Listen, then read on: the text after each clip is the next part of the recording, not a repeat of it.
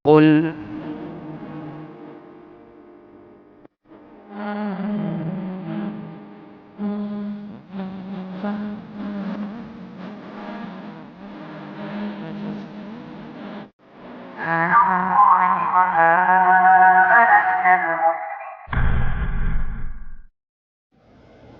Bismillahirrahmanirrahim. Assalamualaikum warahmatullahi wabarakatuh. Innal hamdalillah nahmaduhu wa nasta'inuhu wa nastaghfiruh wa na'udzu billahi min syururi anfusina wa min sayyiati a'malina. May yahdihillahu fala mudilla lahu wa may yudlil fala hadiyalah. Wa asyhadu an la ilaha illallah wahdahu la syarikalah wa asyhadu anna Muhammadan abduhu wa rasuluh. Allahumma salli ala nabiyyina Muhammad wa ala alihi wa man tabi'ahum bi ihsan ila yaumiddin. Allahumma inna nas'aluka al-jannah wa na'udzubika minan nar. Puji syukur kita panjatkan pada Allah. Selawat dan salam mungkin tercurah pada junjungan kita Nabi besar Nabi Agung Muhammad sallallahu alaihi wasallam. Ibu-ibu sekalian yang semoga senantiasa dirahmati oleh Allah. Pada kesempatan kali ini kita bersyukur pada Allah bisa rutin kembali menghadiri majelis mutia pada Selasa pagi ini dengan pembahasan nantinya kita mulai membahas tentang masalah parenting atau pendidikan anak yang nanti insya Allah akan berseri atau berkelanjutan materi tersebut. Bagi ibu-ibu yang ingin mendapatkan materi secara lengkap, ini sebenarnya buku tebal, namun nanti bisa didapatkan di toko buku ya untuk materi ini. Kalau versi Arabnya itu 2 jilid, namun kalau versi terjemahan ada, nanti bisa dilihat buku pendidikan anak dalam Islam, penerbit Insan Kamil, karya Dr. Abdullah Nasih Ulwan. Beliau adalah salah satu pakar pendidikan Islam saat ini yang punya karya yang bagus dan bagus untuk jadi rujukan. Cuma ada beberapa catatan saja nanti dari materi ini. Namun karena ya pembahasannya di sini butuh berseri, maka nanti kami ambil topik-topik tertentu dari buku ini yang kami sajikan dalam bentuk buletin. Namun yang ingin memiliki materi secara lebih lengkap bisa melihat di buku tadi, ada di beberapa toko buku di sekitar UGM di sini ada, bisa memperolehnya insya Allah. Baik, kita lihat di buletin, judul adalah Sebab Kenakalan pada Anak, serial yang pertama. Nanti kita akan lihat bahasan ini saya bagi beberapa seri. Sebab kenakalan anak ini nanti dalam 2 serial insya Allah. Dan sebelum saya mulai, ada beberapa doa yang ibu-ibu bisa amalkan untuk memohon pada Allah Subhanahu wa taala memiliki anak yang jadi penyejuk mata, termasuk juga memiliki anak yang bisa memperhatikan ibadah. Di antaranya doanya adalah Rabbi ja'alni muqimas sholati wa min dzurriyyati Rabbana wa taqabbal du'a. Mau dicatat saya dikte. Mau dicatat saya tuntunkan pelan-pelan. Doa supaya anak rajin sholat.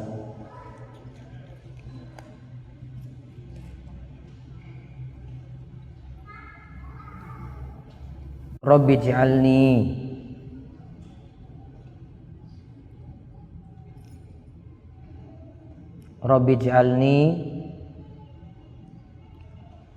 muqimas sholati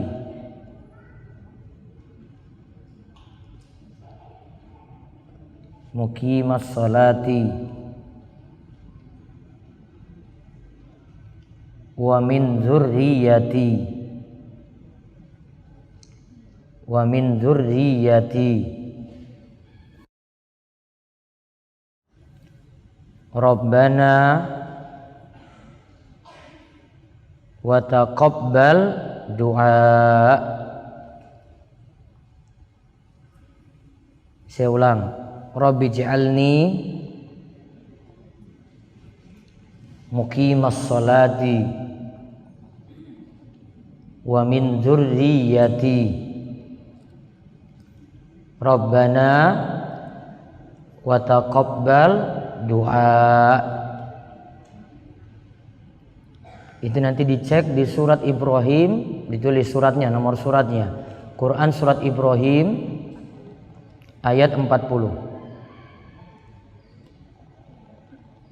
Quran surat Ibrahim ayat 40. Coba diulang sarengan, Bu. Rabbi ja'alni muqimas sholati wa min dzurriyyati Rabbana wa taqabbal du'a. Lagi. Rabbi ij'alni muqimas sholati wa min dzurriyyati Rabbana wa taqabbal du'a. Tulis artinya. Wahai Rabb kami,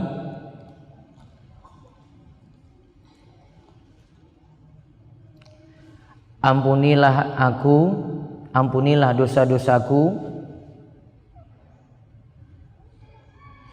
Maaf, saya belum konsen ini, sebentar. Ulang. Wahai Rabb kami,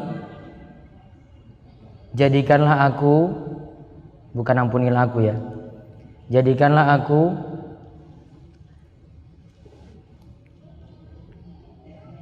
orang yang memperhatikan sholat, orang yang memperhatikan sholat, begitu pula keturunanku, begitu pula keturunanku,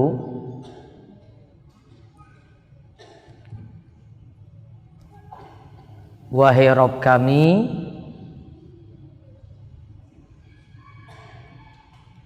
terimalah doa-doaku. Wahai Rabb kami,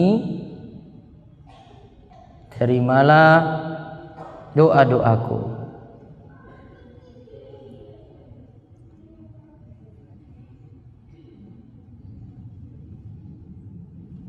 Itu dibaca bebas ya ibu-ibu ya, tidak ada khususan waktu tertentu. Ibu bisa baca misalnya saat setelah tahiyat akhir sebelum salam, atau bisa dibaca setelah sholat, setelah salam, setelah baca zikir. Bisa juga dibaca pada saat sujud di dalam sholat. Namun baiknya tidak dikhususkan pada sujud terakhir. Kenapa tidak dikhususkan pada sujud terakhir? Tidak ada dalilnya. Kenapa tidak ada dalilnya? Nabi SAW tidak pernah tuntunkan.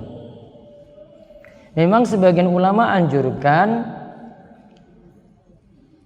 baca doa pada sujud terakhir. Namun mereka punya niatan, ketika menyampaikan hal ini mereka punya pendapat dibuat sujud terakhir itu lebih lama untuk menandakan oh setelah ini tahiyat akhir. Namun pensyariatan seperti ini nantinya bertentangan dengan fi'il Nabi Shallallahu Alaihi Wasallam atau perbuatan Nabi SAW ketika beliau sholat. Nabi SAW rokat pertama itu lebih panjang daripada rokat kedua, daripada rokat ketiga, daripada rokat keempat. Jadi kalau grafiknya itu dari tinggi sampai turun gitu. Berarti di rokat terakhir nantinya lebih ringkas dibandingkan yang pertama. Maka kalau kita khususkan sujud terakhir untuk berdoa, nanti bertentangan dengan fi'il Nabi SAW, yaitu perbuatan Nabi SAW. Karena prakteknya tidak seperti itu dari Nabi. Yang ada beliau cuma katakan, aqrabu ma yakunul abdu min rabbih wa huwa sajidun fa aksirud doa. Tempat yang seorang hamba itu paling dekat dengan Allah, yaitu ketika dia sujud, maka perbanyaklah doa saat itu. Sujud yang mana di sini? Hadis Nabi SAW sebutkan sujudnya umum. Aqrabu ma yakunul abdu min rabbi wa wasajid. Dia dalam keadaan sujud. Tidak dikatakan sini sujud terakhir. Maka sujud berlaku di setiap rakaat itu berlaku. Setiap sujud dalam sholat itu berlaku. Seandainya sholat cuma 2 rakaat, semua sujudnya di situ berlaku. Seandainya sholat 4 rakaat, semua sujudnya di situ berlaku. Berlaku untuk berdoa ketika itu. Karena di dalam sholat itu paling dekat seorang hamba itu dengan Allah Subhanahu wa taala. Itu paling dekat. Dekat ini maknanya kedekatan Allah di sini bisa bermakna, kalau sifat dekat bagi Allah itu bermakna satu, bermakna kedekatan umum, artinya Allah dekat dengan siapapun. Orang beriman maupun orang kafir. Orang yang rajin ibadah maupun ahli maksiat. Kemudian yang kedua, kedekatan dalam bentuk khusus. Yaitu Allah cuma dekat pada orang-orang yang sedang ibadah, pada orang-orang beriman, pada orang-orang bertakwa. Di antaranya Allah dekat dengan hamba tersebut saat dia berdoa. Artinya doanya itu mudah dikabulkan oleh Allah Subhanahu wa taala. Seperti disebutkan dalam ayat Al-Baqarah 186, wa idza sa'alaka ibadi anni fa inni qarib ujibu da'watad da'i idza da'an. Jika hambaku bertanya padamu wahai Muhammad tentang aku, maka katakanlah aku dekat. Aku akan kabulkan doa setiap hamba ketika dia memanjatkan doa. Maka di sini menunjukkan kita dekat dengan Allah ketika kita itu berdoa. Allah akan kabulkan doa-doa kita termasuk saat sujud tadi. Balik lagi. Doa tadi berlaku umum. Jadi silakan ibu praktekkan kapanpun, termasuk juga di sepertiga malam terakhir, dalam doa-doa yang mustajab. Amalkan doa tadi, Rabbi ja'alni muqimas sholati wa min dzurriyyati rabbana wa taqabbal doa. Surat Ibrahim ayat 40. Taib. Itu untuk mengawali ya, bacaan tadi untuk bahasan kita kali ini. Nanti ada beberapa poin yang kita bahas tentang sebab kenakalan pada anak di sini. Saya sebutkan dari yang penting-penting dulu. Yang ini biasanya berlaku di tengah-tengah kita. Andai yang ini belum selesai, berarti kesempatan berikutnya bulan depan masih bahas ini lagi. Kita akan lihat sebab pertama, orang tua yang jauh dari agama. Ada yang mau baca? Ya. Bisa dibaca dari hadisnya, dari Abu Waqid. Dari Abu Waqid Al-Harits bin Auf radhiyallahu anhu bahwa Rasulullah SAW ketika sedang duduk di masjid dan orang-orang sedang bersamanya, tiba-tiba datanglah 3 orang. Maka 2 orang menghampiri Rasulullah SAW sedangkan yang satu pergi. Lalu kedua orang tua itu berdiri di depan Rasulullah SAW. Salah satunya melihat tempat yang kosong di perkumpulan tersebut, maka ia duduk di sana. Sedangkan yang satu lagi duduk di belakang mereka. Adapun orang yang ketiga pergi. Maka ketika Rasulullah SAW selesai, beliau berkata, "Maukah aku beritahukan kepada kalian tentang 3 orang? Yang pertama, ia berlindung kepada Allah, maka Allah pun melindunginya. Yang kedua, ia malu, maka Allah pun malu terhadapnya. Sedangkan yang ketiga, ia berpaling, maka Allah pun berpaling darinya." Nah, lihat hadis ini. Ada keterangannya di bawah dulu. Berarti yang mau berada dalam majelis ilmu yang diisi oleh seorang yang terhadap ilmu akan mendapat kebaikan. Sedangkan yang menjauhinya akan jauh dari kebaikan. Baik. Ya. Saya bacakan dulu dari Abu Waqid Al-Harits bin Auf radhiyallahu anhu. Rasulullah SAW ketika itu sedang duduk di masjid. Beliau punya majelis. Orang-orang sedang bersamanya. Dan ingat, majelis Nabi SAW itu majelis yang selalu bawa berkah. Di dalamnya itu majelis ilmu. Bicarakan tentang Al-Quran, masalah-masalah hukum beliau ingin jelaskan. Kemudian beliau menyampaikan kadang kisah-kisah. Dan kadang ada orang yang datang ingin gali ilmu dari beliau langsung, dan yang lainnya bisa dapat pelajaran. Seperti misalnya Jibril ketika suatu waktu pernah datang menemui Nabi SAW dalam keadaan baju berwarna putih. Kemudian tidak seperti orang-orang kenal ini siapa yang datang. Dia tidak terlihat juga sebagai orang musafir karena bajunya tidak penuh debu saat itu. Kemudian fa'asnada rukbatayhi ila rukbatayhi, maka dia dekatkan lututnya pada lutut Nabi sallallahu alaihi wasallam. Kemudian dia seolah-olah jadi murid yang bertanya kepada Rasulullah SAW. Kemudian dia tanya tentang 3 hal. Dia tanya, akhbirni anil Islam. Dia tanya lagi, akhbirni anil iman. Dia tanya lagi, akhbirni anil ihsan. Dia tanya yang pertama, apa itu Islam? Yang kedua, apa itu iman? Yang ketiga, apa itu ihsan? Kemudian dia sampai tanya ada beberapa pertanyaan yang lainnya.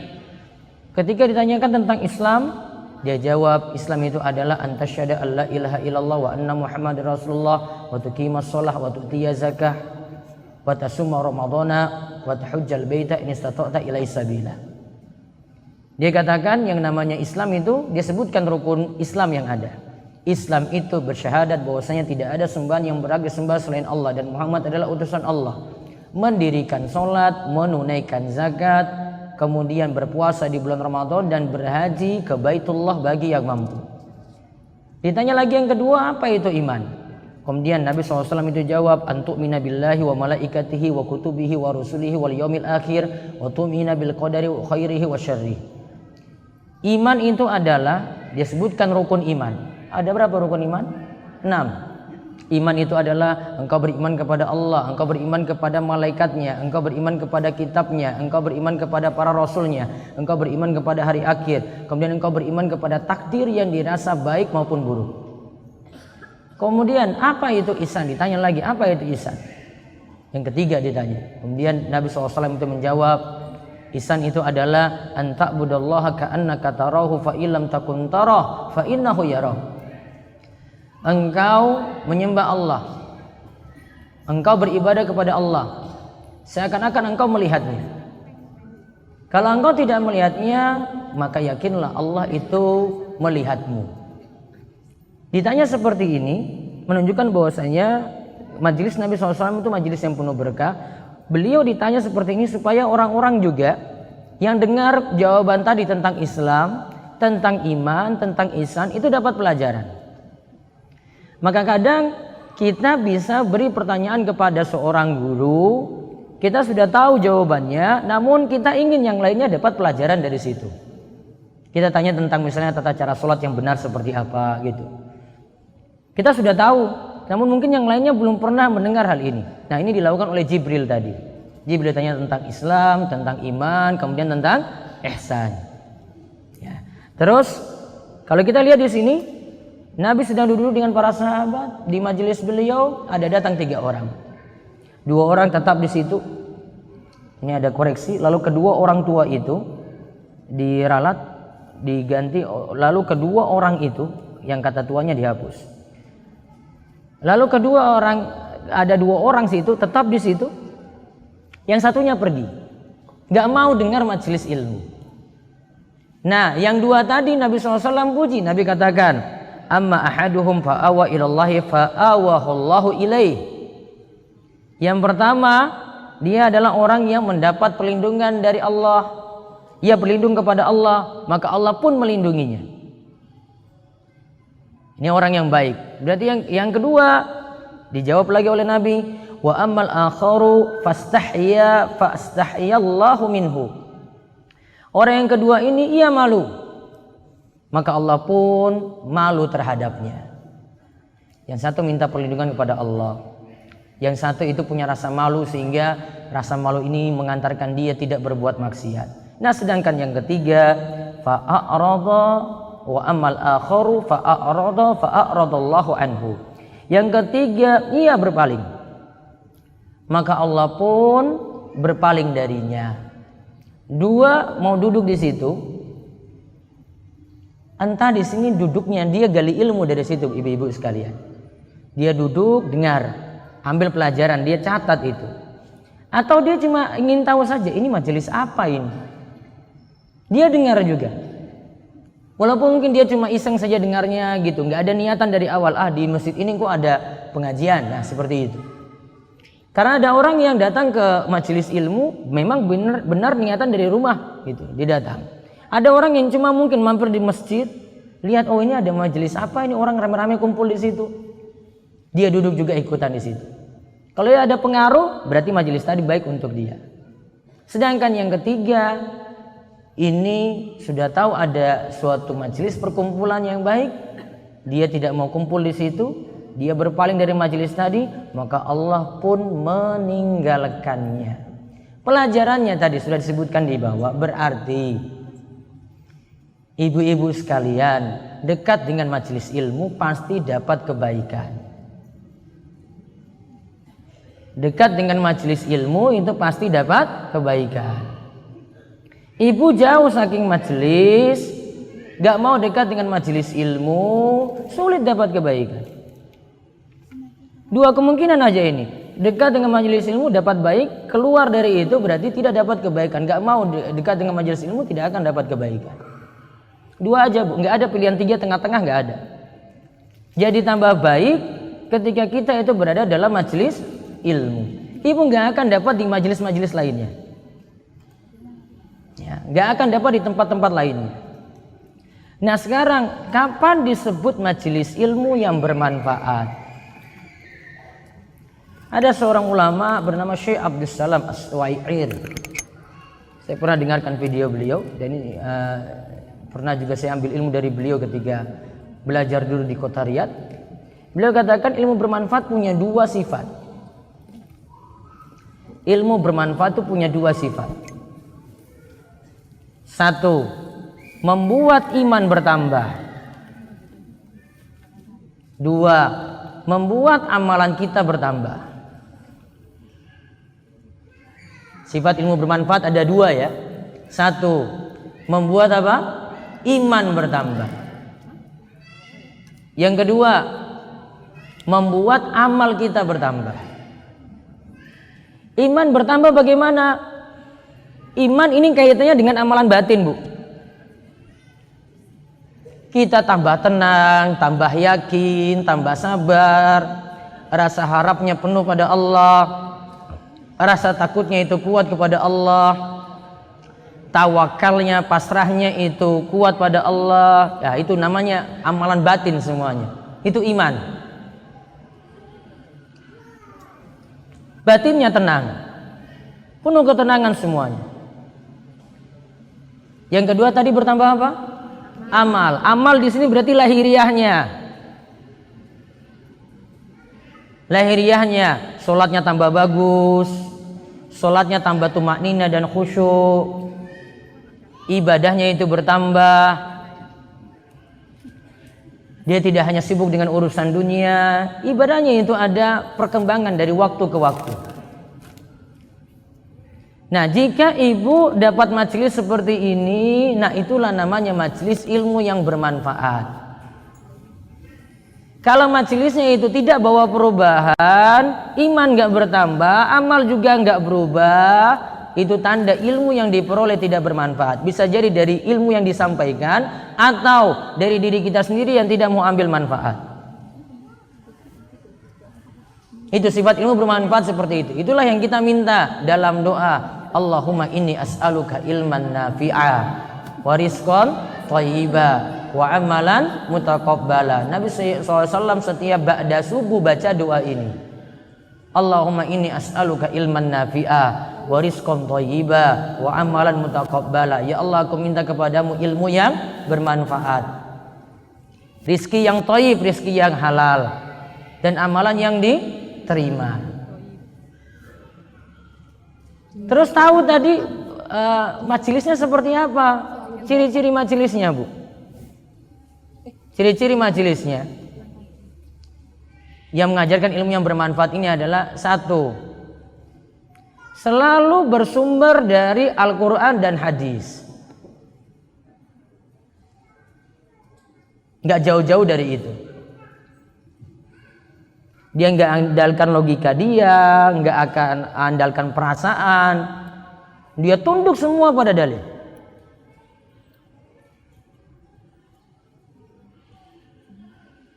Apa yang Rasul bawa, dia ikuti itu. Walaupun mungkin nanti bertentangan dengan apa kata manusia ataupun adat istiadat yang berlaku, dia nggak ambil peduli itu. Yang penting saya ikut apa yang diperintahkan oleh Allah dan Rasul. Wa ma atakum rasulu fakhudhuhu wa man nahakum anhu fantahu. Apa yang datang dari Rasul maka ambillah, apa yang Rasulmu itu larang maka tinggalkanlah. Ciri yang kedua, majelisnya itu tidak mengajak kepada kelompok. Majelis tersebut tidak mengajak pada kelompok, tidak pada individu, namun mengajak kepada Allah. Jadi seandainya ada perkataan yang salah dari ustadznya, dia nggak ikuti perkataan ustadznya, dia ikuti apa kata Allah dan Rasulnya. Manusia bisa tergelincir.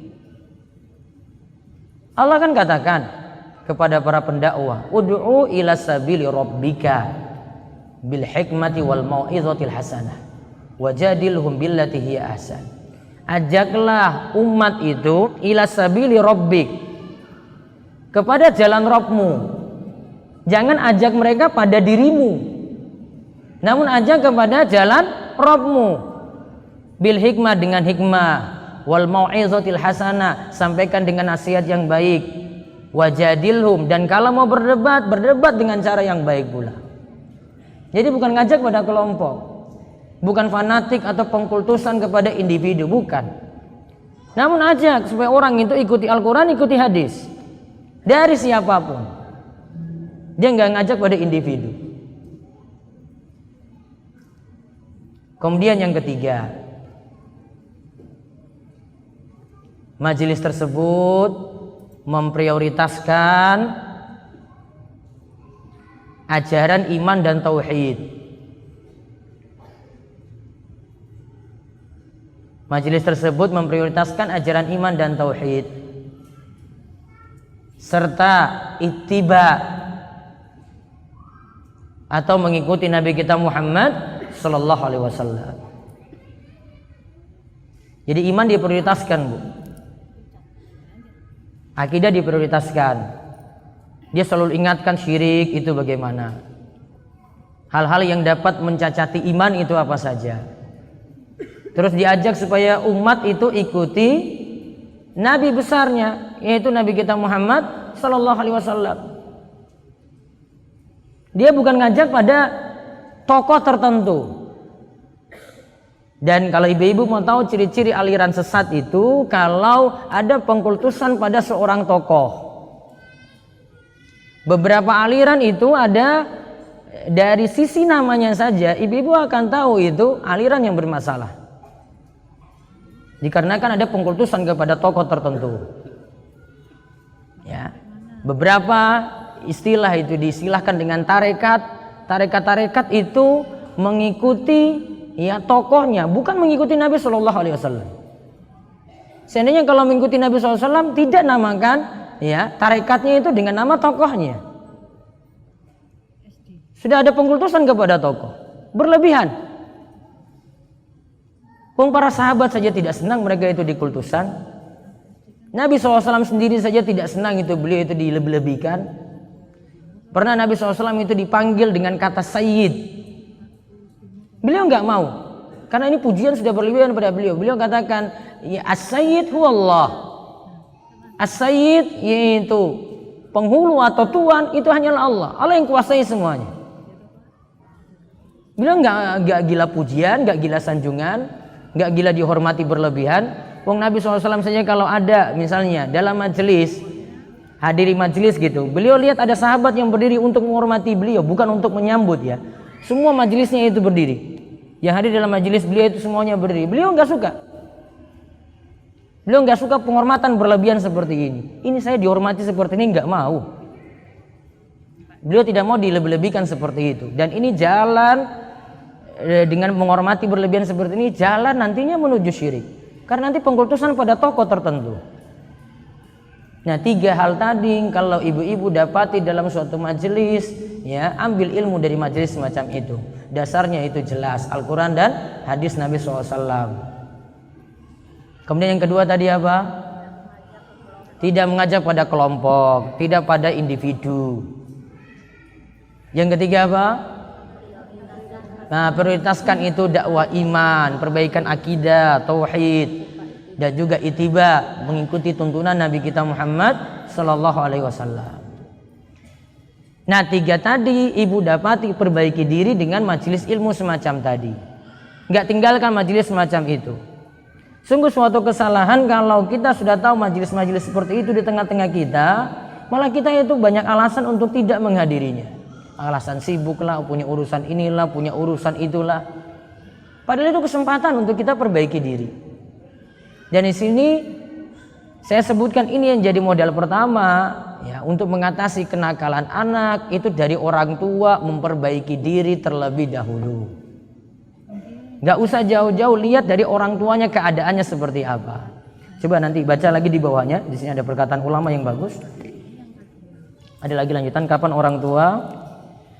orang tua mau menghadiri majelis ilmu yang diisi oleh para ustadz, pasti di situ akan berbuah kebaikan untuk orang tua itu sendiri dan akan berdampak baik pada anak juga keluarga. Nah, lihat terus yang berikutnya. Mungkin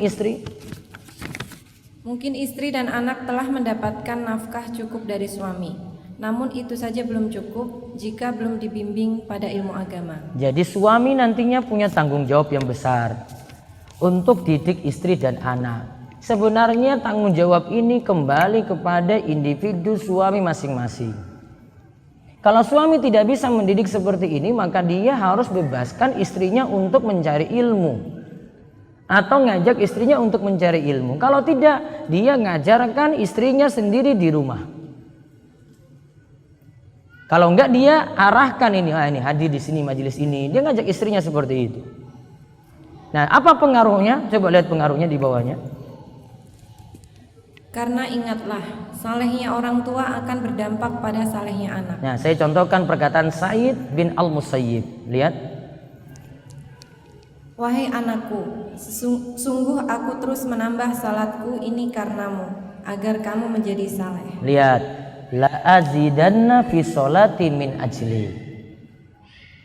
Seorang ulama besar di masa silam namanya Sa'id bin Al-Musayyib berkata, sungguh wahai anakku, aku ini tambah sholatku terus.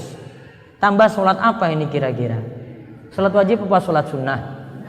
Sholat sunnah. Karena sholat wajib sudah terbatas 17 kan? 17 rakaat dalam sehari. Berarti kalau itu dibatasi, ini ada pengertiannya, berarti maksud Sa'id di sini adalah sholat sunnah. Wahai anakku, saya terus tambah sholat sunnahku ini min ajli, karenamu. Apa maksudnya? Sa'id ingin ngajarkan pada anaknya, ini loh sholat sunnah seperti ini. Dan ingat ya ibu-ibu sekalian, sholat wajib untuk laki-laki di masjid, sedangkan sholat sunnah untuk laki-laki nantinya dialihkan ke rumah. Ya, ingat, sholat wajib untuk laki-laki, untuk para suami itu di masjid. Namun kalau untuk sholat sunnah sebisa mungkin dia jadikan di rumah. Apa manfaatnya sholat sunnah di rumah untuk laki-laki? Nah, ini dicatat, nanti ibu sampaikan ke suami. Ya. Apa manfaat sholat sunnah bagi laki-laki itu di rumah?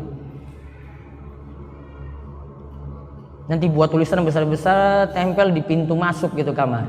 Nah, sholat sunnah di rumah ini manfaat satu, biar rumah tidak seperti kuburan. Apa maksudnya biar rumah tidak seperti kuburan, Bu? Rumah seperti kuburan itu nggak ada ibadah dalam rumah. Dan paling minimal kita bisa buat rumah itu ada ibadah dan situ ada bacaan Al-Quran, paling minimal itu adalah lakukan sholat sunnah di rumah. Taruhlah dia nggak baca Al-Quran lah, namun cuma sholat sunnah saja. Sholat sunnah berarti di situ sudah ada bacaan Al-Quran kan dalam sholat. Nah, itu minimalnya. Berarti rumah biar tidak jadi seperti kuburan. Makanya Nabi SAW katakan, Nabi SAW katakan, lakukanlah sholat itu lakukanlah sholat kalian. Nabi katakan untuk laki-laki itu adalah di rumah kecuali sholat wajib. Sholat wajib di masjid. Kemudian Nabi SAW melanjutkan dalam sabda yang lainnya, jadikanlah sholat kalian di rumah biar tidak seperti kuburan. Kemudian yang kedua, untuk memperbanyak tempat sholat, sehingga banyak jadi saksi pada hari kiamat. Gini Bu, pernah dengar ayat yauma idzin tuhadditsu akhbaraha? Surat apa itu? Yauma idzin tuhadditsu akhbaraha. Faman ya'mal mithqala dzarratin khairan yarah. Surat apa? Al-Zalzalah. Ada kan? Yauma idzin tuhadditsu akhbaraha. Pada hari ini, hari kiamat, bumi akan membicarakan apa yang dia lihat. Kata Imam Ibnul Qayyim ketika beliau bahas masalah zikir dalam kitabnya Al-Wabilus Sayyib, beliau katakan di antara hikmah kita itu banyak zikir di berbagai tempat itu biar memperbanyak saksi. Ini bagian bumi ini nanti bicara, si A ini sholatnya di sini pernah. Dia sholat wajib sini, sholat sunnah pindah geser tempat. Bumi ini jadi saksi lagi bagian ini, walaupun cuma satu ini deret satu soft ini ya. Pindah lagi di sini, bumi ini jadi saksi. Bicara lagi, bapak ini pernah sholat di sini, si A ini pernah sholat di sini. Dia pindah lagi ke rumah, sholat lagi kan? Nah di rumah juga situ, bagian bumi di rumah itu jadi saksi. Oh si A ini juga sholat di sini. Berarti makin banyak tempat, berarti makin banyak yang jadi saksi. Oleh karena itu di antara hikmah kenapa setelah sholat wajib baiknya itu geser tempat, pindah tempat. Untuk sholat sunnahnya biar banyak tempat yang jadi saksi. Nih saya sholat wajib sini, saya pindah sholat sunnah di sampingnya. Kalau ada teman di sampingnya minta untuk gantian, tukar tempat. Saya sholat di sini, dia pindah di situ. Itu hikmahnya. Dan ini pernah diajarkan oleh Muawiyah juga ketika dia lihat temannya ketika habis sholat Jumat, sholat wajib, mau beralih ke sholat sunnah, dia mau sholat di tempatnya. Muawiyah katakan, yang saya tahu dari Nabi SAW, beliau katakan baiknya itu ketika setelah sholat wajib pindah tempat, atau kita pisah dengan berbicara. Apa hikmahnya pindah tempat? Supaya banyak tempat yang jadi saksi. Berarti hikmahnya laki-laki sholat di rumah apa berarti Bu? Supaya banyak tempat juga yang jadi saksi. Oh si A ini sholat di masjid, dia pindah lagi ke rumah juga laksanakan sholat.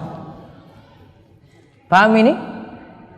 Ibu kalau di rumah cuma lakukan saja, ibu sholat wajib misalnya, ini ada sajadah atau tempat sholat ibu pakai, ya cuma sholat sunnah pindah geser tempat saja sudah cukup.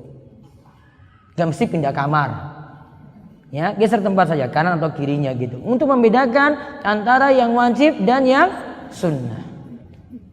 Terus manfaat yang ketiga, laki-laki sholat sunnah di rumah untuk mengajarkan keluarga yang ada di rumah, supaya tahu juga dengan ibadah ini. Oh setelah zuhur itu ada ba'diyah 2 rakaat, dia bawa ke rumah ini ba'diyah ini. Oh pagi-pagi jam 7 ada sholat sunnah. Wah anaknya tanya, Bu itu tadi sholat apa? Sholat duha. Anaknya tahu, pingin lagi sholat seperti itu ya. Sholat duha mulai jam berapa? Sudah saya ulang-ulang terus loh ini. Jam berapa? 15 menit setelah matahari terbit. Matahari terbit di Jogja jam berapa sekarang? 5, Terlalu setengah 6 ya. 5.30 tambah 15 berarti 6 kurang 1/4. Waktu sholat duha berakhir kapan Bu? 15 menit sebelum zuhur. 15 menit sebelum waktu zuhur. Kalau zuhur sekarang jam berapa? 11 berapa? 45. Ya berarti jam setengah 12 waktu akhir untuk sholat duha. Lakukan itu, anak nanya, nah ibu beritahu ya. Ada misalnya lagi bisa lakukan, mungkin anak bisa lihat ini, ibu lakukan sholat witir sebelum tidur. Kan ada ba'diyah isya. Ya, ada ba'diyah isya ya. Kemudian setelah ba'diyah isya ini ibu lanjut lagi dengan sholat witir. Boleh atau tidak? Boleh. Terserah mau 1 rakaat atau mau 3 rakaat. Ya, 1 rakaat atau 3 rakaat. Ibu tutup itu sholat pada malam itu dengan sholat witir. Nantinya ketika ibu bangun nanti pada akhir malam, sepertiga malam terakhir mau tahajud lagi silakan. Namun karena sudah tutup witir sebelumnya, tidak tutup lagi dengan witir. Karena Nabi SAW katakan, la witrani fil lail. Tidak ada 2 witir dalam 1 malam. Jadi seperti itu. Kita balik tadi pada kisah Said bin Al-Musayyib. Ia contohkan mulai dari dirinya sendiri. Dia nggak paksa anaknya dulu ini. Dia nggak suruh anaknya ini. Coba lihat kalimatnya tadi. Dia cuma sampaikan pada anaknya, saya ini tambah sholatku terus, semuanya karena aku, karenamu wahai anakku. Dia nggak bilang dulu kepada anaknya, ayo sholatlah, enggak. Awalnya contoh dari dirinya sendiri terlebih dahulu. Jadi modal paling penting anak itu jadi soleh adalah dari orang tua terlebih dahulu. Dan yang paling sering ada di rumah itu bapak atau ibu, suami apa istri? Istrinya. Istri yang paling sering ada di rumah. Maka ibu punya dakwah paling penting itu di rumah untuk dakwahi anak-anak tadi. Karena lebih sering di rumah. Lebih sering di rumah seperti itu. Sehingga ini jadi contoh bagi anak-anak nanti di rumah. Nah, kemudian baca lagi yang kedua. Lingkungan dan teman yang buruk. Nah, lingkungan dan teman yang buruk. Semakin baik lingkungan sekitar anak, pasti akan mendukungnya pula dalam kebaikan. Coba bayangkan jika anak berada di lingkungan para pemabuk, pecandu narkoba, penggila games, apa yang terjadi pada anak kita? Baik. Makin bagus lingkungan sekitar, makin bagus juga keadaan anak tersebut. Taruhlah nomor 1 tadi, ya. Ibu hindari ini, yaitu ibu rajin ngaji. Sudah ngajarkan anak di rumah. Sudah ingatkan sholat juga. Namun faktor kedua ini paling penting sekali. Kita sudah didik dengan baik di rumah. Anak ini ketika di luar, teman-teman yang dia kumpul-kumpul, bergaul, teman-teman yang rusak semua. Kira-kira anak ikut rusak atau tidak? Walaupun di rumah sudah dididik baik. Ikut rusak atau tidak? Ikut. Dan ibu harus ingatkan ketika itu, ya, ingatkan anak tentang teman-teman bergaulnya ini. Saya sengaja di sini sebutkan di sini misalnya, coba lihat lingkungannya kalau sama-sama pemabuk. Taruhlah sekarang dia ini anak baik-baik saja. Tunggu dia kumpul-kumpul itu pelan-pelan dengan anak semacam itu. 1 minggu, 2 minggu, 3 minggu, beralih 1 bulan, 2 bulan. Wah, tunggu nanti. Pelan-pelan dia akan penasaran dengan itu. Coba ini contoh sederhananya saja, nggak usah bilang miras di sini. Contoh rokok saja. Rokok itu awalnya itu karena dermawannya para perokok. Kalau ibu nggak percaya tanya aja sama bapak itu, kenapa bisa jadi pecandu rokok dulu? Dia nggak bawa rokok kan? Cuma modal aja nongkrong dengan temannya. Kamu punya rokok nggak? Temannya kasih. Dia nggak bawa rokok, punya korek, dikasih juga. Atau dia punya, ya tadi punya rokok, ya nggak punya korek, bisa dapat dikasih juga. Nggak bawa sama sekali, dikasih juga oleh temannya. Dermawan nggak berarti? Dermawan nggak? Dermawan dalam hal apa ini? Kebaikan apa maksiat? Nah, nanti ibu nilai sendiri aja ya. Saya kalau bahas masalah rokok nanti sama bapak aja, ibu nggak usah dengar. Kalau bapak baru saya sikat sampai habis itu bapak, nggak bisa berdiri kalau dengan saya. Contoh itu saja. Itu awalnya dari lingkungan sekitar loh. Coba dia sekarang sudah berhenti ya. Terus dia datang lagi ke temannya, lagi kumpul-kumpul gitu. Dan biasanya kalau bawa bapak itu, pasangannya rokok itu dengan kopi. Betul nggak Bu? Betul.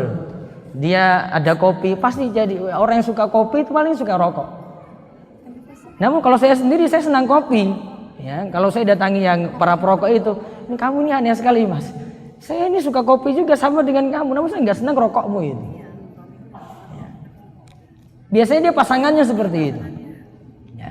Coba nanti perhatikan baik-baik.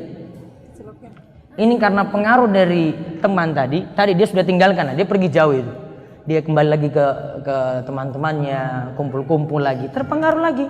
Sudahlah, coba sedikit aja lah, nggak apa-apa. Besok kamu tinggalkan lagi. Itu ketagihan lagi dia. Sifat ketagihannya muncul. Di sini juga saya contohkan tentang narkoba. Sama juga penggila games. Kan ada main games itu berpasang-pasangan ada kan? Iya kan? Ya, dia punya akun, ini punya akun, ya. Terus sudah mau dari yang temannya itu di dalam rumah sana, ini dia di sini, bisa itu main joinan bareng, kemudian main game yang perang-perangan itu. Ya. Sama-sama ini ayo kita kejar musuhnya. Dia bicara di sini, nanti dengar lagi di HP-nya sana. Betul nggak Bu? Ya, tahu nggak game kayak gini? Ibu bisa main? Nggak bisa. Nggak usah. Saya cuma tahu aja game-game kayak gitu. Dari kecil sendiri saya tuh penggila game sebenarnya. Namun saya nggak senang games yang perang-perangan, saya games yang bal-balan itu. Dari pagi sampai sore itu cuma di depan komputer saja, depan TV saja, main game aja. Seandainya saya masih teruskan game itu sampai saat ini, mungkin bisa jadi juara nasional. Satu kampung kalau datang ke saya itu nggak ada yang bisa menang itu, karena saya di depan PlayStation terus. Ya, mau main apa kayak itu, pokoknya kalau sudah bola sudah. Saya main itu terus dan orang tua bebasin. Yang penting saya mau belajar. Namun kalau sudah waktu libur, wah sudah saya depan PS saja, dalam kamar sendirian. Saya nggak pernah keluar. Mungkin tadi kalau ini mau dilanjutkan main game tadi itu, jadi sudah jadi juara nasional kalau ada perlombaan PS itu. Alhamdulillah saya tobat ketika sampai di Jogja. Sudah nggak ada PS lagi. Maka kadang kecanduan ini karena teman juga. Dan saya ingatkan saja. Ya, bagi yang punya usaha, mudah-mudahan usahanya bisa ditimbang-timbang.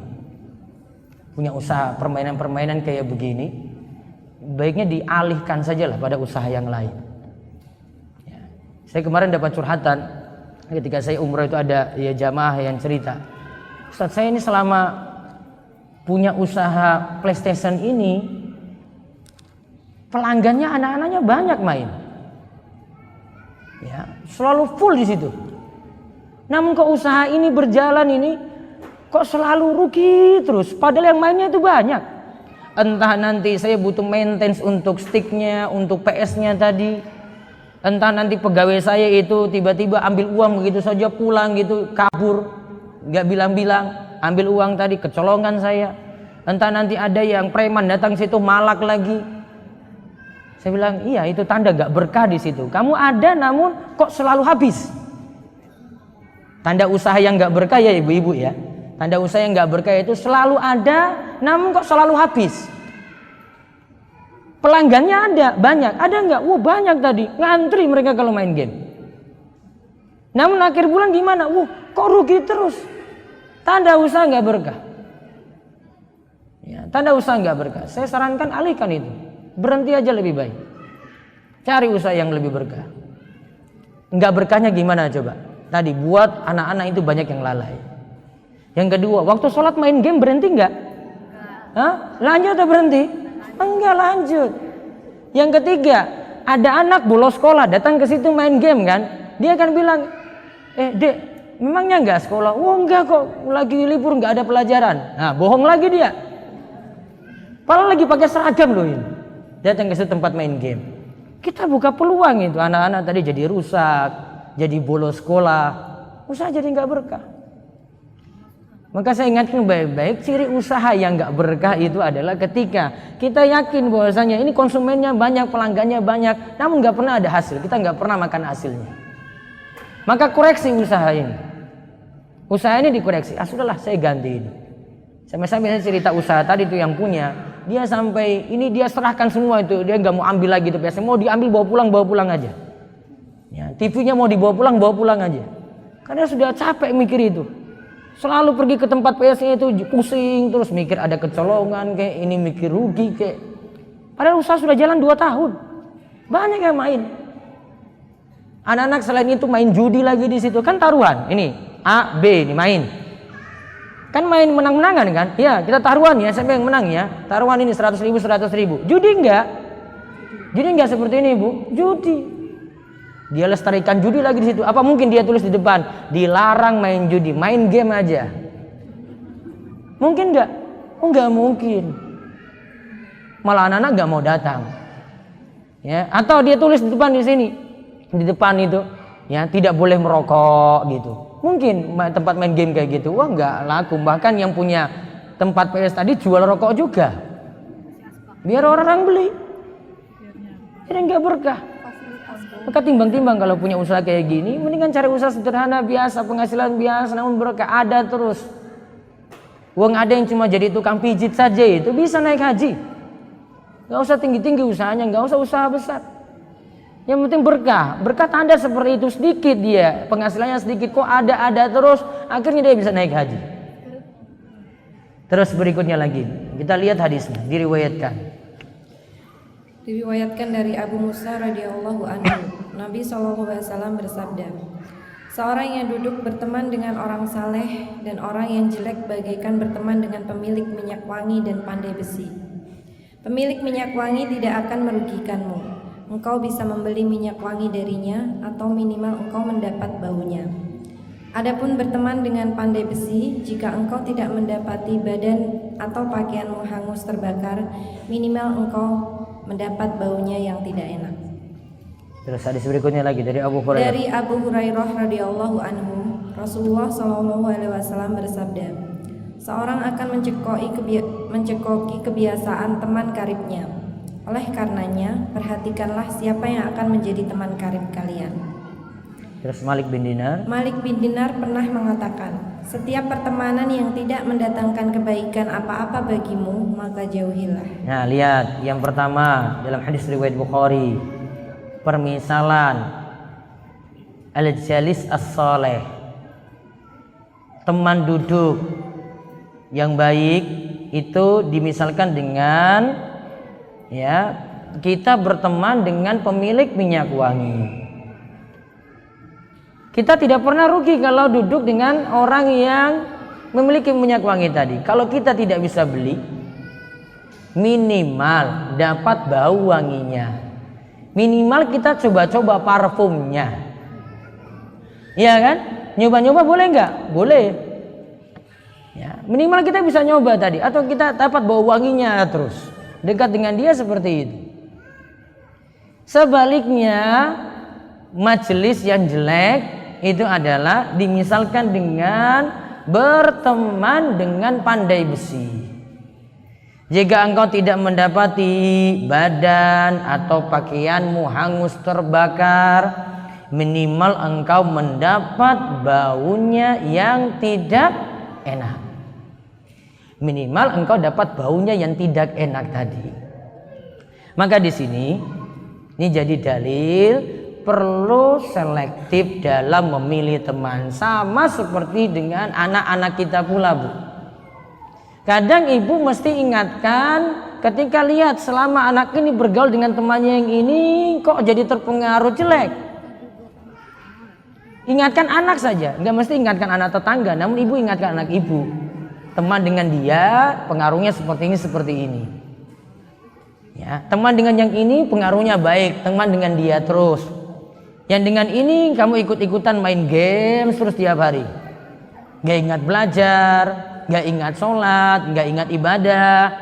Ya, ingatkan, karena pengaruh. Makanya Nabi SAW katakan juga, al-mar'u ala dini khalilihi falyanzur ahadukum mayyukhalil.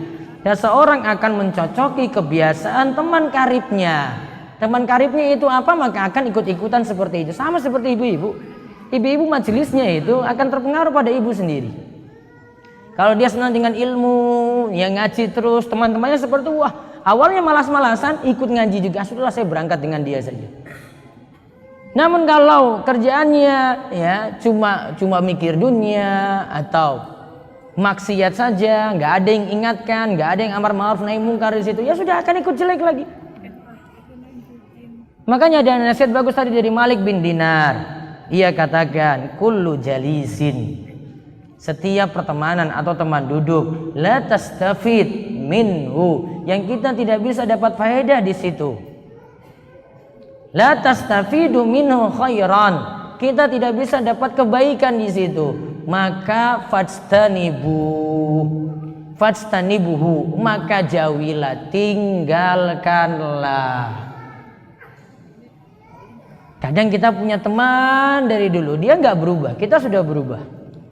Saya kalau dulu dengan dia terpengaruh terus, ya sudahlah, saya tinggalkan sementara waktu. Karena ingat, kita jadi orang itu ada dua, minimal kita itu bisa jadi orang yang mewarnai atau yang diwarnai. Kalau kita bisa mewarnai yang lainnya, enak-enak saja duduk. Ibu duduk dengan yang ini belum dapat hidayah, ini belum pakai jilbab, ini belum perhatikan ibadah, ibu bisa beri pengaruh situ, silakan. Namun kalau ibu nggak bisa buat pengaruh, malah terpengaruh terus, ya timbang-timbang duduk di situ. Kok yang ini kok bicarakan ini terus, kok bicarakan aib terus, kok gibain orang terus, kok gosipin orang terus, kok saya nggak pernah dapat kebaikan. Tinggalkan dulu. Terus saya boleh berteman nggak? Iya, berteman, namun sekadarnya saja, seperlunya saja. Kita dapat kebaikan situ sudah. Kalau nggak ada kebaikan, tinggalkan dulu. Nah, terus yang ketiga, sebab kenakalan pada anak lagi, perlakuan yang buruk dari orang tua. Kita lihat. Bisa jadi sebab anak nakal adalah karena dididik kasar dari orang tua, dididik dengan pukulan, dididik dengan perkataan yang pedas, dan kadang menghina anak itu sendiri, sehingga akhirnya timbul perangai dan akhlak yang jelek pada anak. Allah telah memerintahkan kepada kita, serta ucapkanlah kata-kata yang baik kepada manusia. Maka disebabkan rahmat dari Allah lah kamu berlaku lemah lembut terhadap mereka. Sekiranya kamu bersikap keras lagi, berhati kasar, tentulah mereka menjauhkan diri dari sekelilingmu. Dari hadis Abdullah bin Amr radhiyallahu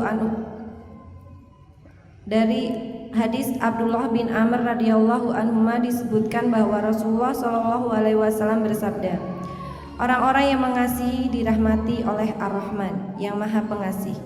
Karenanya kasihilah yang ada di bumi, niscaya yang di langit yaitu Allah akan mengasihi kalian. Nah, lihat yang ketiga, perlakuan yang buruk dari orang tua. Contohnya apa? Dididik dengan kasar. Dan asalnya anak itu tidak boleh dipukul langsung, ya, tidak boleh main pukulan dulu.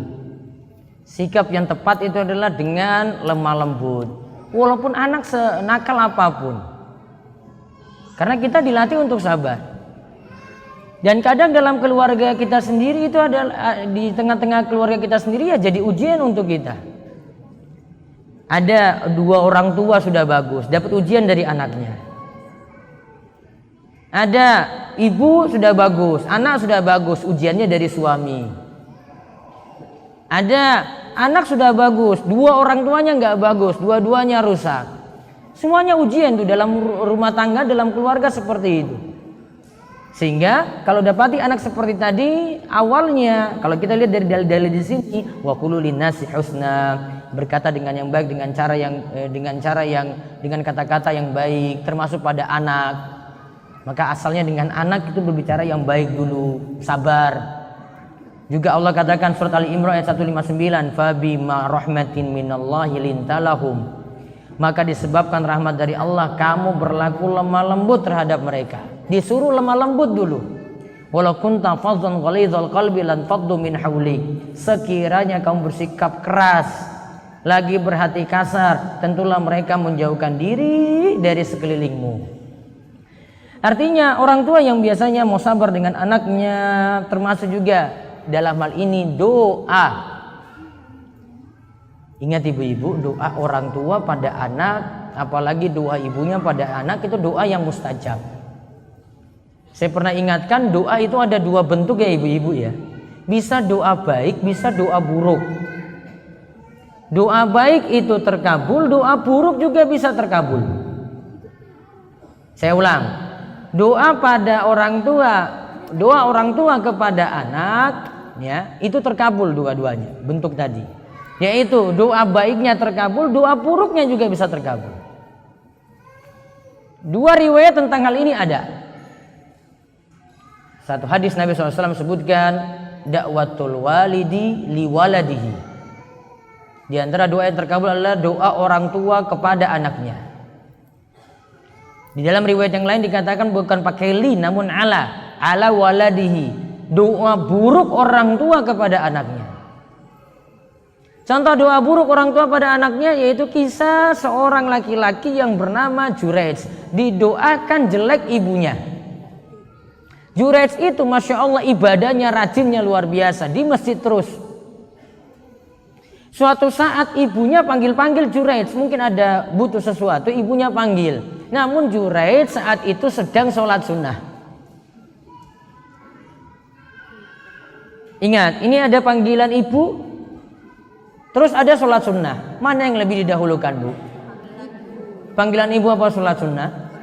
Coba lihat sikap Juraij di sini, dia bingung. Karena dia nggak punya dasar ilmu ketika itu. Juraij timbang-timbang, ini saya penuhi panggilan ibu saya, artinya saya batalkan sholat, ataukah sholat itu saya lanjut? Akhirnya Juraij memutuskan tetap lanjut sholat sunnah tadi. Ibunya panggil lagi kedua kalinya, Juraij, masih juga dalam keadaan bimbang. Tetap pilihannya sama, sudahlah saya tetap lanjut sholat saja. Ketiga kali juga sama seperti itu. Akhirnya keluar kata-kata dari ibunya, Juraij, tunggu saja, suatu saat nanti sebelum kamu meninggal dunia, mudah-mudahan kamu nanti melihat muka wanita nakal, wanita pelacur. Ini didoakan jelek apa doakan baik ini, Bu? Jelek. Namun doanya ini sepertinya masih mending dibandingkan dia doakan celaka kamu mati di jalan. Ya kan? Ya mudah-mudahan gak ketabrak mobil kamu. Dia gak doakan sampai parah seperti itu. Cuma melihat. Ya kan? Cuma melihat, tidak lebih buruk daripada itu. Kalau lebih daripada ini misalnya sampai doakan celaka, kakimu nggak bisa gerak lagi misalnya, ini sudah kata berlebihan. Ternyata doa ini terkabul. Juraij ini seorang ahli ibadah, kerjaannya di masjid terus, ternyata kena isu. Gosipnya tersebar gara-gara seorang wanita yang dulu cinta mati pada Juraij, namun cintanya nggak kesampaian. Akhirnya perempuan ini main dengan laki-laki lain sampai hamil. Kemudian ketika anaknya lahir, raja tanya pada perempuan, ini siapa yang hamili kamu? Ini anaknya siapa? Perempuan ini jawab, Juraij.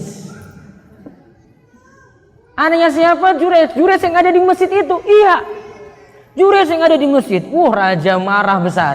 Ini orang di masjid terus kok bisa seperti itu kelakuannya? Maka ingat, kalau orang yang ahli ibadah buat maksiat, pengaruhnya lebih besar dibandingkan dengan ahli maksiat buat maksiat. Paham ini, Bu? Orang senangnya di masjid buat maksiat, itu lebih parah daripada ahli maksiat buat maksiat. Nggak terima raja tadi, dia suruh hancurkan masjidnya Juraij. Dibongkarlah masjidnya. Bawa Juraij ke hadapan raja. Juraij kemudian ditarik ke hadapan raja, dibawa ke hadapan raja. Sampai rakyat-rakyat ketika itu keluar semuanya nonton Juraij. Juraij ditarik ke hadapan raja. Dan ketika itu keluarlah wanita-wanita pelacur juga. Juraij kemudian lihat wanita-wanita tadi, kemudian dia senyum. Senyumnya kira-kira apa? Dia ingat doa ibunya dulu. Ya Allah, ini doa ibuku terkabul saat ini. Walaupun dia nggak salah kan tadi, dia nggak salah dari dalam kasus ini kan dia dituduh. Namun ini terbukti. Nah, ketika itu sudah dibawa ke hadapan raja. Tanya pada perempuan ini, siapa yang hamil? Siapa yang ini? Ini anaknya siapa ini? Juraij. Juraij nggak terima. Enggak, itu bukan anak saya.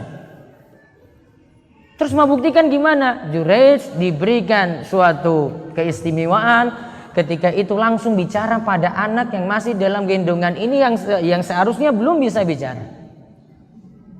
Dan ingat, ada bayi-bayi istimewa yang nanti bisa bicara ketika kecilnya yang belum waktunya dia berbicara. Pertama siapa? Nabi Isa alaihissalam. Yang kedua ini anak dalam kisah Juraij, bukan Juraijnya ya, anak dalam kisah Juraij. Yang ketiga bayi dalam kisah Ashabul Ukhdud. Ashabul Ukhdud itu ada seorang pemuda yang masuk Islam, kemudian dia karena punya pengaruh besar pada rakyat. Ketika itu raja sebenarnya ingin membuat regenerasi untuk yang jadi tukang sihirnya raja. Karena dulu raja-raja di masa silam itu punya tukang sihir. Nah, dia cari seorang pemuda. Pemuda ini ternyata nggak mau belajar sihir, dia malah belajar agama. Kemudian dia dapat hidayah. Nah, saat itu raja mau membunuh dia sampai 3 kali uji coba, ternyata nggak mati-mati. Kemudian pemuda ini bilang pada raja, kamu mau bunuh saya bisa, tarik busur panah nanti tembak saya, ya. Namun dengan syarat kumpulkan seluruh rakyat yang ada. Kemudian kamu lepas busur panah ini sambil membaca Bismillahirrabbilgulam, dengan nama Allah atas nama Tuhan dari pemuda ini. Kemudian raja tadi, baik, saya penuhi tadi tuntutanmu.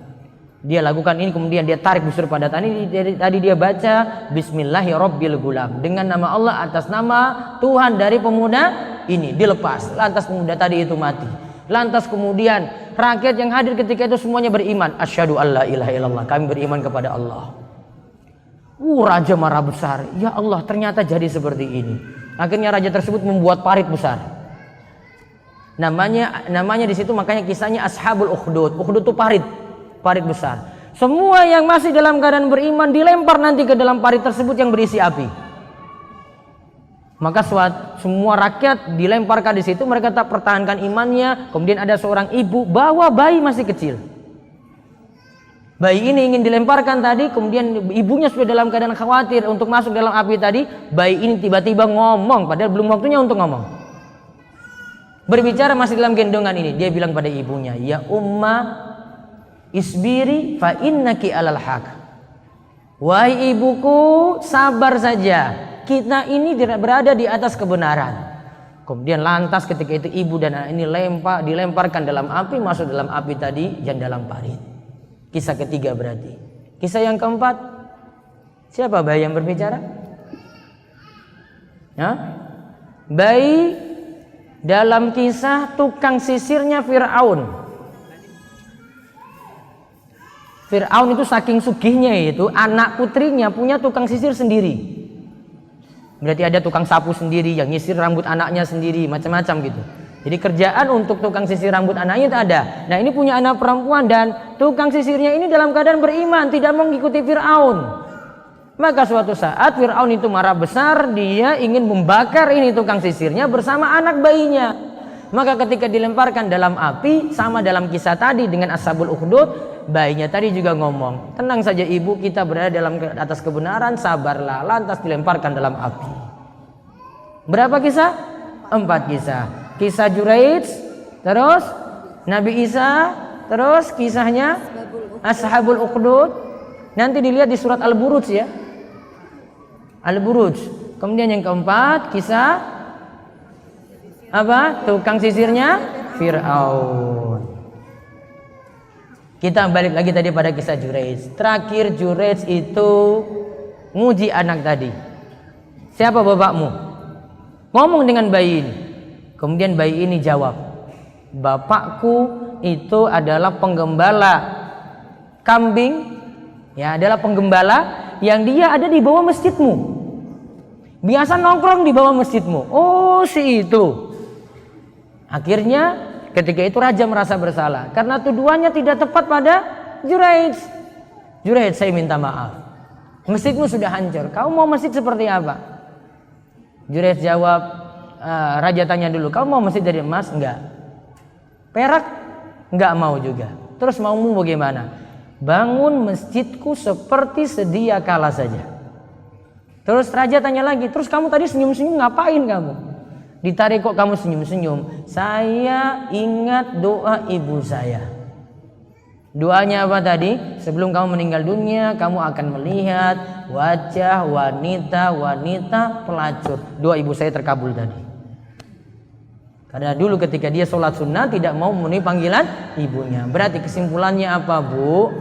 Jaga kata-kata baik-baik. Senakal apapun anak, kata-kata itu mesti dikontrol. Jangan sampai keluar doa-doa jelek. ibu malah ganti doa-doa yang bagus. Tahu Syekh Abdul Rahman As-Sudais yang sekarang imam besar Masjidil Haram, itu dulu ibunya itu doakan itu, ya, padahal nggak mungkin karena ini dari kota yang jauh dari Mekah. Ibunya doakan mudah-mudahan kamu nanti jadi imam besar masjid ini. Sekarang Syekh Sudais itu imam nomor 1 di Masjidil Haram. Penjagaan dia kalau dia sholat lebih ketat daripada imam-imam lainnya. Ya, kalau dia sekali keluar karena jamaah yang sudah kenal beliau itu sangat-sangat banyak, ya, maka dia dijaga lebih ketat. Jadi imam nomor 1 di Masjidil Haram. Tahu karena apa? Berkat doa dari ibu. Maka kebiasaan buruk dengan kata-kata kasar ditinggalkan, apalagi dengan doa-doa jelek juga ditinggalkan. Ubah dengan kata-kata yang baik, memotivasi anak dengan doa-doa yang baik pula. Bisa atau tidak ibu-ibu? Bisa insya Allah. Juga Nabi SAW ingatkan ar-rahimuna ma yarhamur rahman yarhamu man fil ardi yarhamukum man fis sama. Ar-rahimun, orang-orang yang pengasih itu akan mendapatkan kasih sayang dari Ar-Rahman, dari Allah.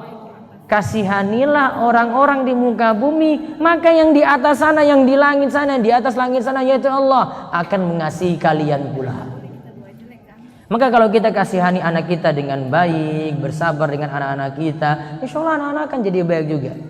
Dan ingat itu amal jariyah ibu-ibu sekalian, ya, itu amal jariyah. Maka perlakukan dengan baik. Ibu jangan sia-siakan anak jadi amal jariyah.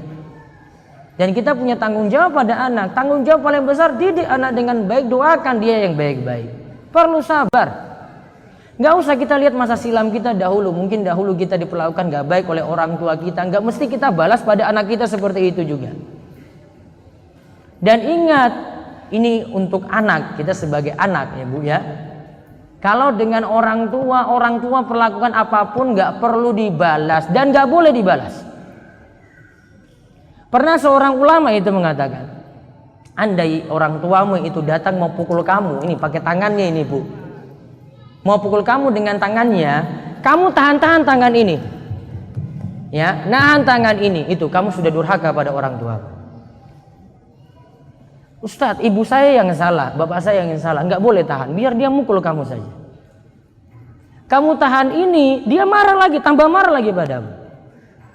Posisi kita sebagai anak resikonya seperti itu. Apapun diperlakukan orang tua mesti sabar. Sama seperti kondisi orang tua kita juga dalam kondisi sepuh saat ini juga mesti sabar. Walaupun diperlakukan jelek. Kalau dengan orang tua jelek nggak bisa dibalas jelek. Kalau ibu dengan teman masih bisa. Namun kalau dengan orang tua jelek nggak boleh dibalas jelek. Tadi kata kasarnya itu ibu balas lagi dengan suara keras, suara lantang, itu masuk uququl walidain. Itu masuk durhaka pada orang tua. Tadi tangan saya ditahan ini. Saya para ulama contohkan kayak gitu. Ini ibumu sudah mau pukul kamu ini, kamu tahan tangannya. Ya, itu durhaka padanya itu. Walaupun ibumu yang salah misalnya. Sudah, mau mukul-mukul aja. Resiko anak seperti itu. Posisi anak ingat ya, beda dengan posisi orang tua ya. Kalau kita dengan hadapi orang tua seperti itu, makanya tadi saya ingatkan, apapun yang diperlakukan oleh orang tua kita dulu tidak bisa kita balas dengan anak saat ini. Ya, kita perbaiki. Ini nggak ada warisan seperti zaman kita ospek dulu Bu, nggak ada. Tahu ospek dulu kan balas dendam kan sebenarnya kan? Ya, duluan kakak angkatan saya itu keras, wah saya mau balas lagi pada adik saya, wah nggak bisa ini. Ibu nggak bisa balas lagi dari orang tua dulu balas pada anak ibu nggak bisa sekarang. Sekarang diperbaiki. Dulu kata-kata kasar ganti itu. Wah dulu mungkin kalau ini ibu saya sayang pada saya sehingga kata-katanya seperti itu. Sekarang pada anak diperbaiki. Nggak bisa wariskan dari yang dulu ada nggak bisa. Ada yang lebih baik didik dengan cara yang lebih baik ketika itu. Dan ini tadi saya singgung tentang masalah mukul tadi. Boleh nggak memukul anak?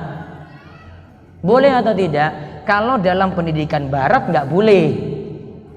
Kalau dalam pendidikan Islam boleh. Kita punya panutan.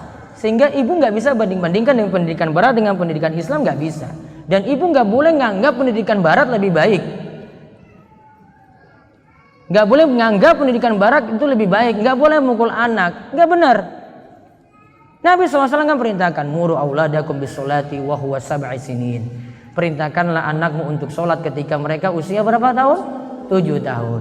Wadribuhum, pukullah mereka ketika mereka usia berapa tahun? 10 tahun. Suruh pukul. Nah, pukulnya ada aturan. Pukulnya tentu saja satu, tujuannya mendidik. Berarti nggak keras. Bukan pukul dengan pukulan yang keras gitu. Bapaknya latih tinju misalnya, pukul tinju lagi keras, nggak bisa. Yang kedua, nggak boleh mukul wajah. Dalam Islam itu syariat kita yang sangat mulia, sangat agung mengajarkan tidak boleh memukul wajah. Wajah ini bagian kehormatan. Wajah rusak sudah sangat malu sekali anak tadi. Ya. Sama seorang suami juga nggak boleh memukul istri pada wajahnya. Ini penzoliman. Islam sudah ajarkan kayak gitu. Jadi kalau tujuannya cuma mendidik, misalnya dia cuma sentil anaknya saja, atau cuma pegang telinga saya, anak sudah sadar. Atau cuma jiwit saja pelan gitu, sudah sadar itu. Ya. Seperti itu masih boleh dalam syariat kita. Tidak terlarang. Ini bagian dari mendidik seperti itu.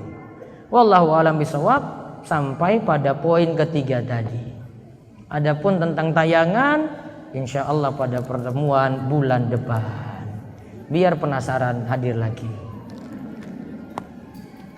Dan tentang tayangan nanti bisa bawa buletin itu lagi. Kalau yang belum bawa nanti insya Allah yang belum dapat insya Allah saya akan berikan pada pekan depan, bulan depan.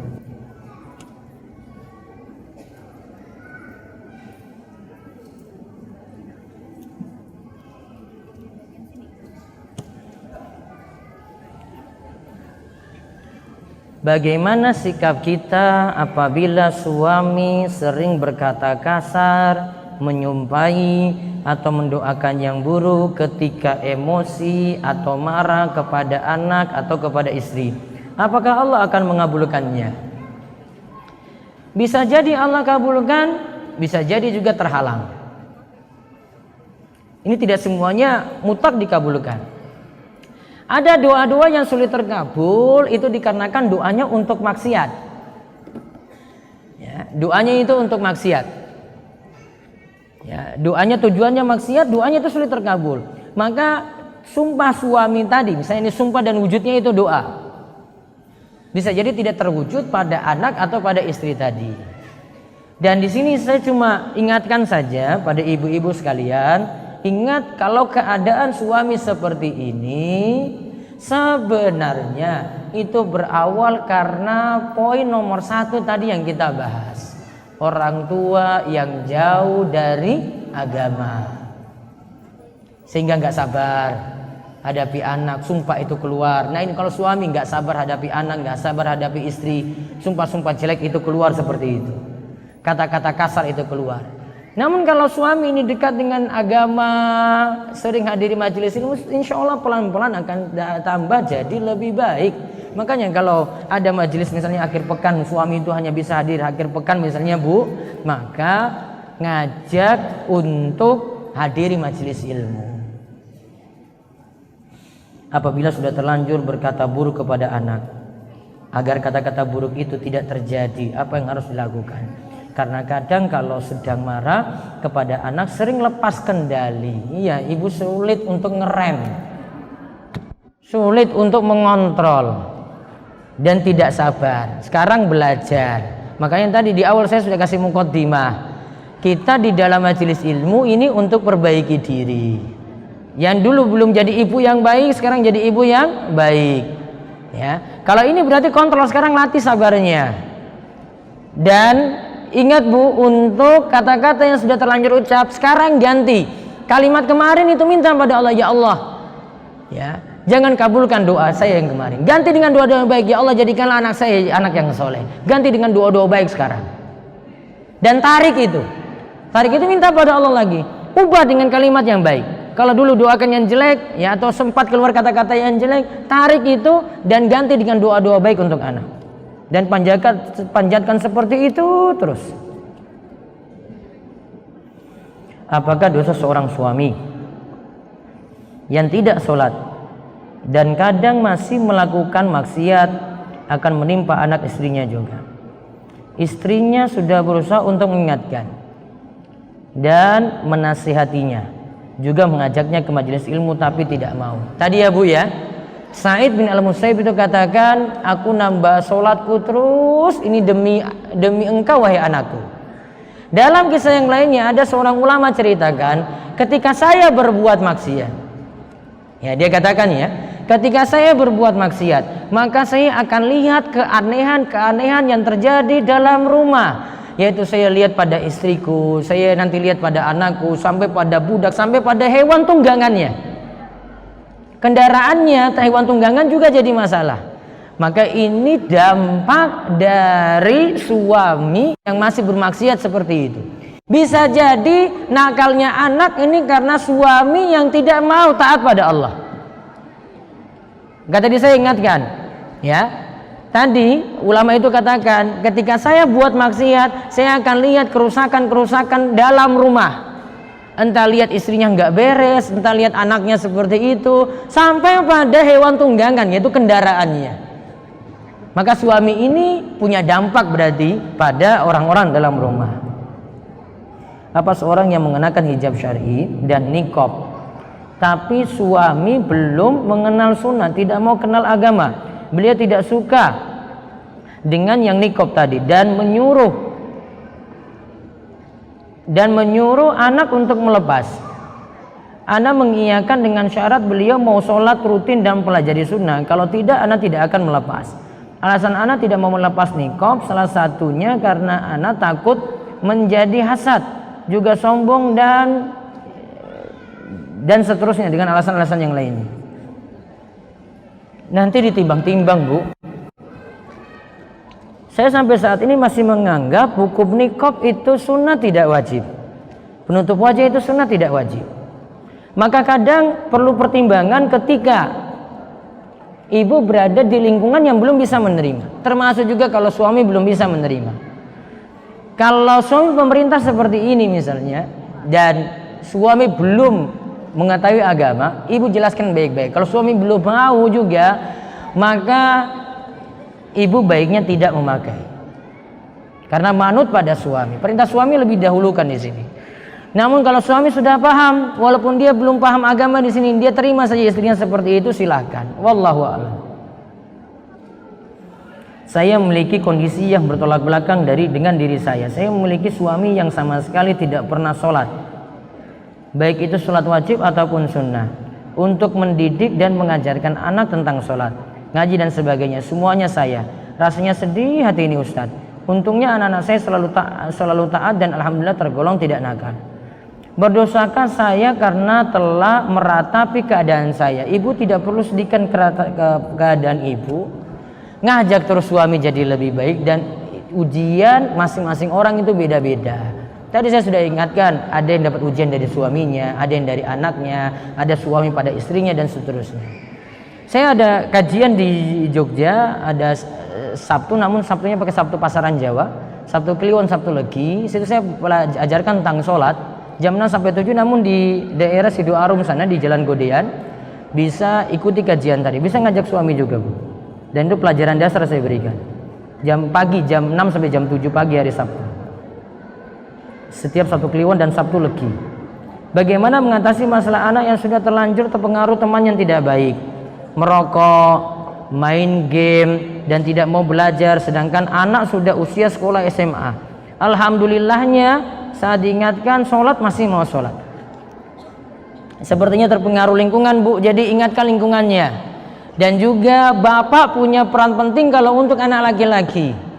Jangan-jangan anak ibu itu rokok juga terpengaruh dari suami ibu sendiri, dari bapaknya sendiri. Maka ibu juga punya kewajiban untuk ingatkan suami baik-baik. Mudah-mudahan dengan mengingatkan terus dapat hidayah. Bagaimana memotivasi anak yang masih balita dengan reward tertentu, misal es krim atau permen, jika si anak mau menambah hafalan surat atau murojaah. Saya khawatir anak hanya mau menghafal atau murojaah karena ingin permen atau es krim tadi. Tapi kalau tidak dimotivasi, anak kurang semangat. Dulu para sahabat itu mengajarkan anaknya puasa saja, untuk bertahan dari pagi sampai sore, mereka sediakan mainan. Kalau anaknya ini mau bertahan puasa, mainan tadi dikeluarkan, berarti reward atau motivasi di situ untuk anak.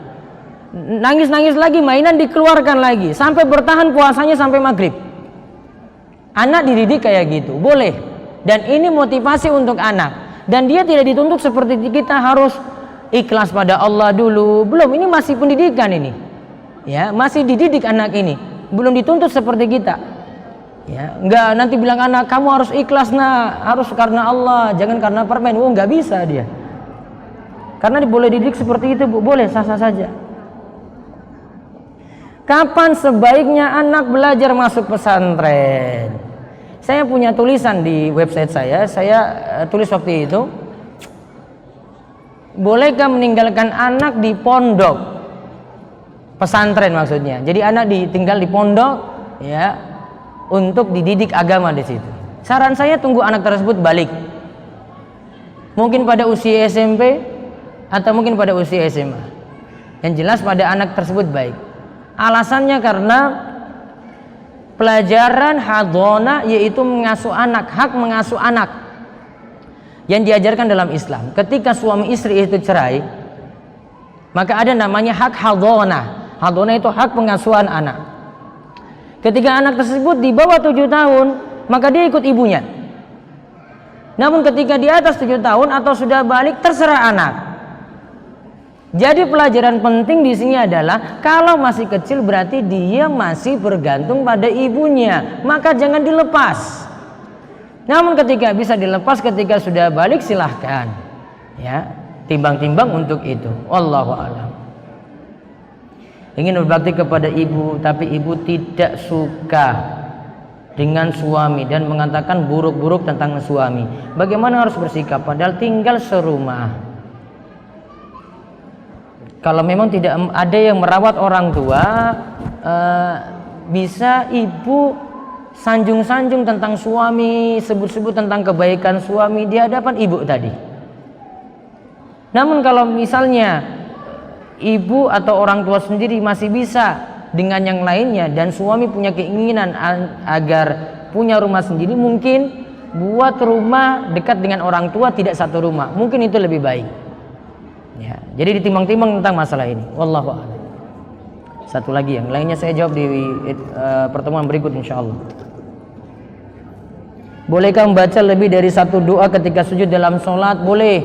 Misalnya dalam sujud setelah subhana rabbiyal a'la terus baca doa pada anak soleh tadi boleh. Baca lagi Allahumma kfini bihalalika an haramik wa aghnini bifadlika amman siwak. Tambah lagi doa kedua, ketiga, keempat boleh. Kalau ibu sholat sendiri dibolehkan seperti itu selama sholat sendiri dan tidak berjamaah. Kalau berjamaah berarti tergantung pada imam. Bagaimana hukum nazar jika tidak ada tuntunan dari Rasulullah? Nazar ada tuntunan, namun nazar itu ada dua keadaan, Bu. Yang pertama, nazar ketika diucap, dan yang kedua nazar ketika penunaian.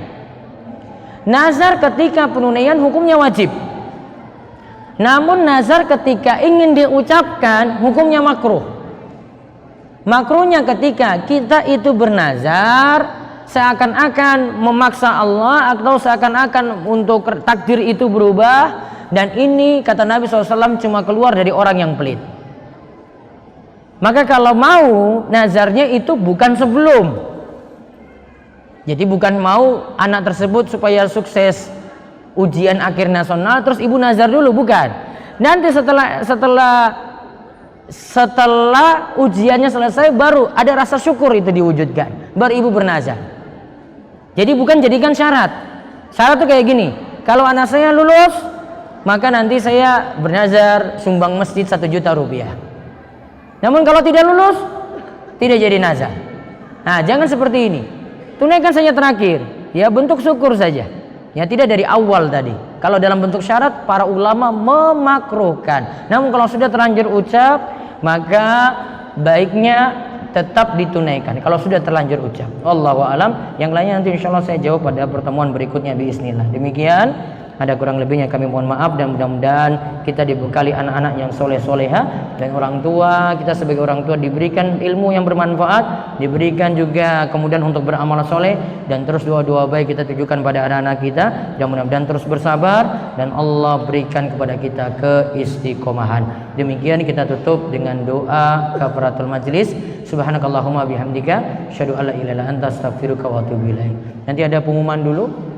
dari Ibu-Ibu Mutia sebelum bubar. Assalamualaikum warahmatullahi wabarakatuh.